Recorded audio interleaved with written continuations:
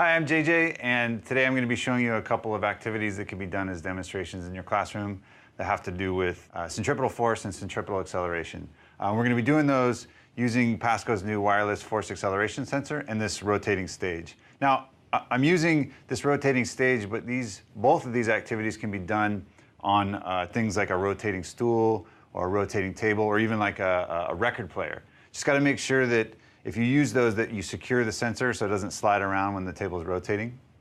Okay, so for the first activity, what we're going to do is we're going to try to establish a relationship between centripetal acceleration and angular velocity. Now, to establish that, we're going to be using measurements from the built-in sensors inside this wireless force acceleration sensor. One of those sensors is a 3-axis accelerometer, and the other is a 3-axis gyroscope. And there's also a built-in force sensor here that we'll be using for the second activity. Now, to establish the relationship between centripetal acceleration and angular velocity, we have to make sure that our frame of reference and the directionality of our measurements is all consistent. And what I mean is, the sensor measures acceleration in 3 directions, and we want to make sure that it's measuring centripetal acceleration, which points to the center or the axis of rotation of our stage. And we can tell which axis that is by looking at the small diagram on the top of the sensor here. It indicates Y is in this direction, Z is up out of the sensor, and X is in this direction. So we're going to be measuring centripetal acceleration in the X direction.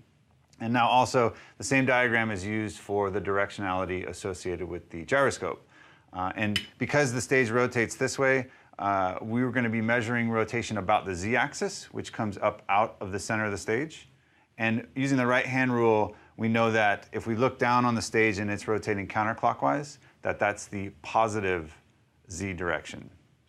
Okay, so I have a capstone file set up here that shows acceleration in the X direction versus angular velocity in the Z direction. So to establish this relationship, we'll just go ahead and spin the stage here and record some data and see what it looks like.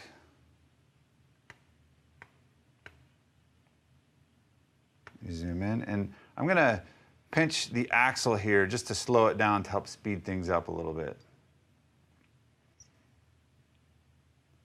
And in fact, when it gets to 0, I'm going to use my hands to spin it the other direction and slow it down again. All right. And we see what looks like a parabolic relationship here between centripetal acceleration and angular velocity. And to see if it is in fact a squared relationship where centripetal acceleration is proportional to the square of angular velocity, we can use these functions in Capstone called quick calcs, where I can quickly change either the X or Y axis and manipulate it mathematically to show me the square of that value.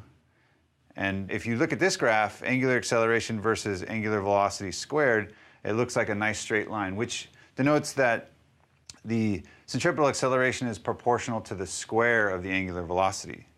Now, we've discovered or established that relationship between centripetal acceleration and angular velocity, but what happens if we change another variable? Let's say the distance from the sensor to the center or the axis of rotation on the stage here. So what I'm going to do is I'm just going to move this guy out, double the distance here, and spin the stage up and collect some more data.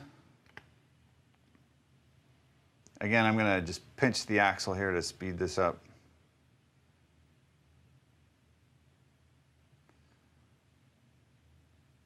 Great. And we can see here that obviously there was an effect. So increasing the radius increased the slope of that curve on our acceleration versus angular velocity squared graph. And now, what exactly is that relationship? Well, let's put on a couple of linear curve fits here and take a look at the slopes.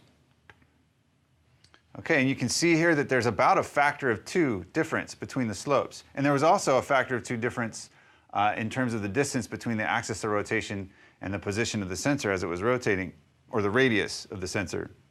So doubling the distance between the axis of rotation and the sensor also doubled the slope. So we can see that this also denotes that there's a proportional relationship between centripetal acceleration and the distance between the sensor and the axis of rotation. So we were looking at the relationship between centripetal acceleration, and a couple of variables. Now let's take a look at some relationships that exist between centripetal force and, let's say, the amount of mass in an object that's rotating about an axis. And to do that, I'm going to use a small mass tied to a piece of string here. And all I'm going to do is set this on the stage and then attach it to the hook on the sensor here. So now, when I spin the stage, there's going to be some forces that are experienced by the mass and the tension in the string here. We're going to use the sensor to measure those while simultaneously measuring the angular velocity. So for this activity, I'm going to be looking at a graph of force, or in this case, it's centripetal force, versus angular velocity squared, again, in the z direction. So I'm going to go ahead and spin the stage and start recording data.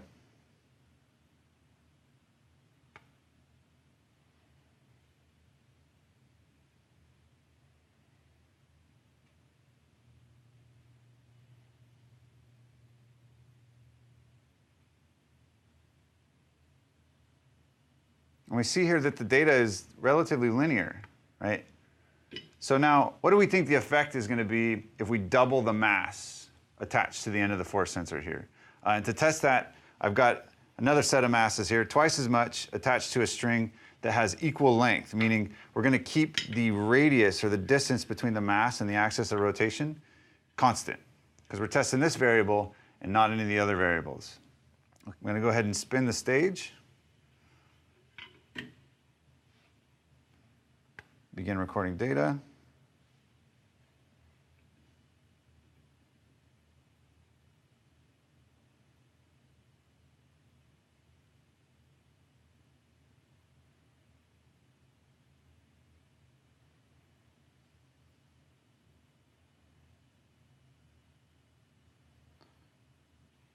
I'm going to go ahead and stop after recording a little bit of data here. And we can see in both of these runs that it's a relatively linear relationship. And in fact, if we applied curve fits like we did previously, linear curve fits, we can see that there is about a factor of 2 difference between the slopes. And there was also a factor of 2 difference between the amount of mass that was attached to the end of the sensor. Twice as much mass, doubled the slopes of these lines, which also denotes that there's a proportional relationship between centripetal force and the amount of mass attached. So these are just 2 of many activities that we can do that take advantage of the built-in sensors inside the Pasco wireless force acceleration sensor. So thanks for joining us.